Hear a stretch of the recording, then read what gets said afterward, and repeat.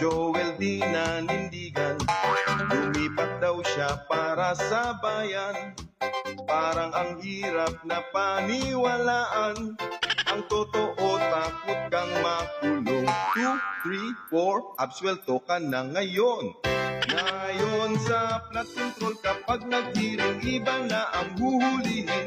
Yung may maleta, absuelto na rin.